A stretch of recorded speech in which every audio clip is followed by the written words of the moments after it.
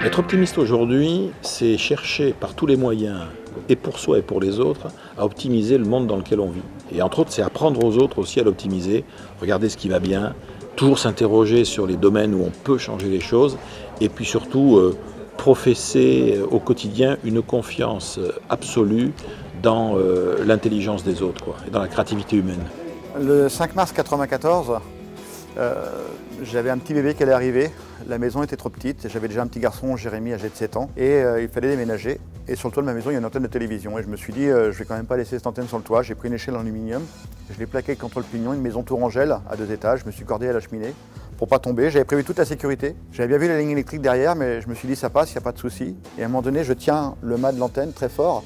Et j'ai pas assez de force, et pour avoir plus de force, je pose mes 2 tibias sur le barreau de l'échelle en aluminium, ce qui va créer un contact avec la terre. Et là, 20 000 volts vont traverser mon corps. Et vous l'avez compris, après, pour me sauver la vie, il a fallu m'amputer les 4 membres. L'Iran est le futur hégémon de la région. L'Iran est le lien entre l'Asie centrale et le monde arabe. L'Iran est la future grande puissance régionale dans tous les scénarios.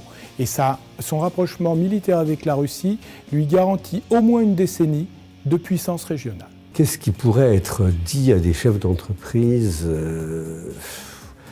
La première des choses, c'est qu'il leur faut impérativement lire le journal pendant les heures de bureau.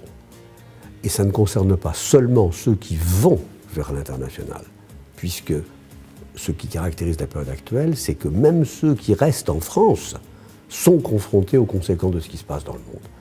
Et s'il y avait une chose à leur dire, à ces chefs d'entreprise, c'est qu'entre ce qui se passe dans leur entreprise et ce qui se passe dans le vaste monde, il y a une feuille de papier à cigarette. Alors, est-ce que les théories de l'évolution peuvent s'appliquer aux entreprises ? Ben oui, parce qu'en fait, c'est le même creuset.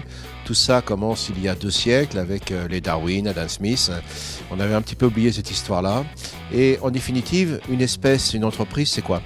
Des individus différents, des capacités d'augmenter les effectifs, et à un moment donné, peut-être un marché qui sature. Et bien, quand ces 3 conditions sont réunies, se mettent en place des processus de sélection, d'innovation et d'adaptation. Et bien tout ça, c'est universel et ça concerne les espèces, les cultures, comme les entreprises. L'avenir de la Syrie, une Syrie utile à l'ouest de Alep jusqu'au sud, le régime baathiste, une Syrie du centre et de l'est où on aura des résidualités de groupes, de katibas, de problèmes, et cela arrangera le russe et l'iranien pour justifier qu'ils restent militairement présents. Il faut être dans l'adaptabilité, jouer sur les diversités, jouer sur la manière de les mettre en œuvre, être sensible à l'environnement et aussi faire de la coévolution. Ça, c'est très important. L'attitude de mener des projets avec les entreprises, celles du même secteur et même celles qui sont concurrentes. Voilà ces mécanismes universels qu'on avait un petit peu oubliés et qui prévalent depuis plusieurs milliards d'années. L'optimiste, en fait, partage une conviction, en fait. Il fait un pari en permanence qui est il y a une solution quelque part. Il y a peut-être une solution qui existe déjà quelque part. Dans ce cas, il faut que je la trouve. Il y a peut-être une solution qui a existé autrefois. Il faut que je la retrouve aussi. Et puis, il y a peut-être une solution qui n'existe pas encore. Et là, il va falloir l'inventer. Être heureux, c'est se dire qu'on œuvre pour une bonne chose, qu'on est vraiment dans l'idée d'une amélioration du sort de l'humanité, quelque part. Ensuite, évidemment, dans le bonheur, on a des initiatives, des idées nouvelles. Je ne peux pas imaginer un bonheur qui serait stérile, infécond. Le bonheur, c'est une profusion d'idées. C'est pas simplement rire, mais c'est rire et avoir des idées et les partager. 3e point, la persévérance.